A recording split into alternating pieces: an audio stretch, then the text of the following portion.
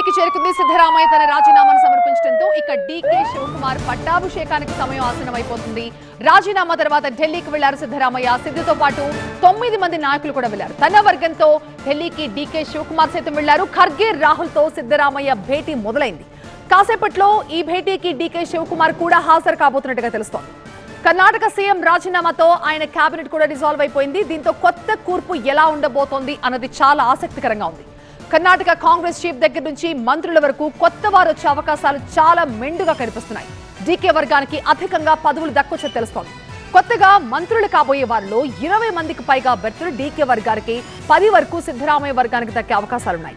అయితే పాత కేబినెట్ లో ఎంతమంది కొనసాగుతారు అన్నది ఇప్పుడు ఆసక్తికరం. యువ నాయకులని మంత్రులుగా చేయాలన్నది డీకే శివకుమార్ ఆలోచన. దీనిపై హైకమాండ్ ఎలా రియాక్ట్ అవుతుంది, ఎవరిని మంత్రులుగా ప్రతిపాదిస్తుందన్నది ఇవాళ తేలుతుంది.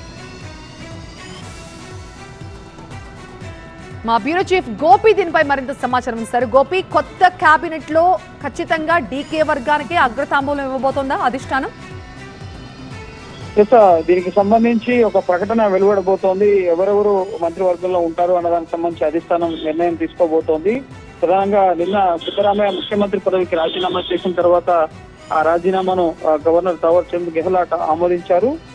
అలాగే ఇప్పుడు ప్రస్తుతం సిద్ధరామయ్య, అలాగే డీకే శివకుమార్, అలాగే రణదీప్ సుర్జేవాలా, సోనియా గాంధీ, రాహుల్ గాంధీతో భేటీ అయ్యారు. ప్రధానంగా మంత్రివర్గ పునర్వ్యవస్థీకరణకు సంబంధించే చర్చ జరుగుతోంది. కేబినెట్ లో ఎవరెవరికి స్థానం కల్పించాలి, యువకులు అలాగే సామాజిక సమతుల్యం పాటిస్తూ ఎవరెవరికి స్థానం కల్పించాలి, ముఖ్యంగా ఉప ముఖ్యమంత్రుల విషయంలో కూడా 4 ఉప ముఖ్యమంత్రులు ఉండాలన్న ఆలోచనలో అధిష్టానం ఉన్నట్లుగా తెలుస్తోంది.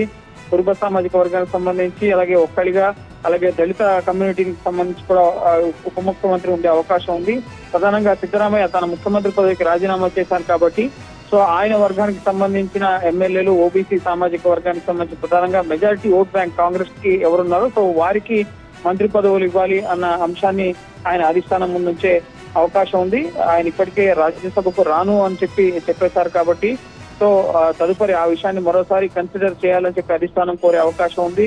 అలాగే ముఖ్యంగా కర్ణాటకలో ఇటు డీకే శివకుమార్ తన వర్గానికి అధిక ప్రాధాన్యత కల్పించుకునే విధంగా ఆయన కూడా కసరత్తు చేస్తున్నారు. మంత్రివర్గ పునర్వ్యవస్థీకరణ జరగబోతోంది కాబట్టి నెక్స్ట్ ప్రభుత్వ ఏర్పాటుకు సంబంధించి సిఎల్పి సమావేశం జరగబోతోంది. ఆలోపే నామినేటెడ్ పోస్టులు, అలాగే ఎమ్మెల్సీ ఎన్నికలు కూడా ఉన్నాయి. 12 స్థానాలకు సంబంధించి ఎమ్మెల్సీ ఎన్నికలు కూడా వచ్చేలా రాబోతున్నాయి.